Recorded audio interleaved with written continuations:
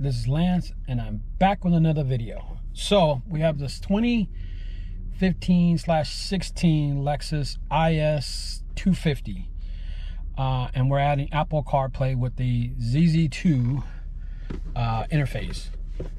We use a lot of these. This is a pretty cool piece. Check it out. So ZZ2, the piece is a ITS-LX15.